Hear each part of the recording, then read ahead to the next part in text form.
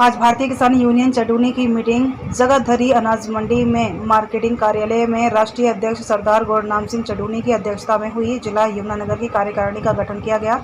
सर्वे समिति से संजू गुंदियाना को तीसरी बार फिर जिला यमुनानगर का प्रधान नियुक्त किया। सरदार गुरवीर सिंह को जिले का महासचिव और मनदीप रोड छप्पर को डायरेक्टर, संदीप टोपरा को जिले का युवा अध्यक्ष नियुक्त किया। जिला यमुनानगर की महिला विंग की अध्यक्ष रूपेंद्र कौर, महिला महासचिव रीटा चहल को नियुक्त किया। सभी को सरदार गुरनाम सिंह चडूनी ने सभी को पटके पहनाकर पद ग्रहण करवाया। इस मौके पर जिले घर से किस पहुंचे राम सिंह जत्थेदार, छाजरौली ब्लॉक से राजकुमार, जसवीर गोरमेज, कपूरी प्रदेश संगठन सचिव हरपाल सूढल, कृष्णपाल जगाधरी, ब्लॉक प्रधान संजू सराव, सतपाल राणा, जगतार सिंह, प्रताप नगर जोगिंदर सिंह रादौर, सतीशपाल गुदियाना, पवन राज कुमार, विक्रांत सिसोली, राजीव जीत, डॉक्टर तेजली, विक्रम नेहरा, जसमीर सिंह। अभी जो नया टैरिफ की विधि ला रहे हैं उसमें भारत की खेती का तबाह होना तय है। अगर आयात कर और कम होता है तो ये मानिए कि अमेरिका के अंदर भारत से कई गुना ज़्यादा ज़मीन है और आबादी कई गुना कम है और वहाँ सारी खेती मशीनी है। वहाँ बड़े 5,000 एकड़ के 10,000 एकड़ के प्लॉट हैं, यहाँ 5 एकड़ 2 एकड़ का किसान बाबू है। तो वहाँ की फसल अगर यहाँ पे टैरिफ कम करके अगर यहाँ पे डंप होती है तो भारत की खेती का तबाह होना तय है। और हमारा जो रोज़गार है, आधी आबादी से ज़्यादा का रोज़गार आज भी केवल खेती है। और अगर खेती यहाँ की तबाह होती है तो फिर ये मानिए कि यहाँ बेरोज़गारी का आलम जो होगा, अभी आप देख रहे हैं बेरोज़गारी का आलम क्या है, तो फिर तो सारे ही बेरोज़गार हो जाएंगे। तो इसलिए हम उन सभी समझौतों का विरोध करते हैं। और जिस तरीके से अमेरिका के दबाव में भारत उनकी हर बात को मान रहा है, मोदी जी उनकी हर बात को मान रहे हैं, तो उसका हम विरोध करते हैं। और इसलिए आज ट्रंप का और मोदी का दोनों का पता चला है। अभी आपने कहा कि भारत सरकार जो है वो दबाव में है, क्या दबाव है सर? देखिए, दबाव तो उनको पता है क्या है।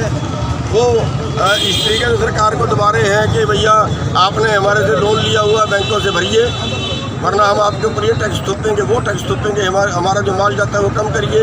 और ये कर रहे हैं, इस पर टैक्स कम कर रहे हैं। अगर उस पर टैक्स कम होता है तो या यहाँ से जो सामान बन के वहाँ जाता है उस पर वहाँ की सरकार टैक्स बढ़ाती है। तो दोनों तरीके से, केवल किसान नहीं, यहाँ किसान भी, यहाँ छोटा उद्योग भी, यहाँ छोटा व्यापारी भी, उन सब की तबाही तय है। अभी जो मंडियों का नया मसौदा आया है, अगर वो लागू करते हैं कि सेलों को मंडी मानते हैं, कोल्ड को मंडी मानते हैं, प्राइवेट जो गोदाम उसको मंडी मानते हैं, क्योंकि भारत सरकार अभी इस बात पे आ गई है कि अगर अमेरिका से मुकाबला करना है तो यहाँ पे खर्चे कम करो। और उन्होंने कम खर्चे करने का तरीका ये भी निकाला है कि व्यापारी जो है वो मंडी के बाहर से खरीदे, अपनी मंडी बना ले और उस पर उसको टैक्स नहीं लगेगा। मंडी में लगने वाला टैक्स जो 6.5% है और पंजाब में 8.5% है, उससे उसको छूट मिलेगी। और ट्रांसपोर्टेशन का खर्चा, लेबर का खर्चा, वारदाने का खर्चा वो बचेगा। तो मंडी से कौन खरीदेगा? आपको क्या लगता है कि भाई जिस तरीके से फ्री ट्रेड जो सरकार शुरू कर रही है, क्या खेती भी निजीकरण की ओर जा रही है? बिल्कुल निजीकरण, सारा कुछ उसी में है ना। जो FTA के अंदर बिजली के दाम और जो टोल टैक्स के दाम है उसमें वृद्धि की गई है, उसको लेकर क्या कहेंगे?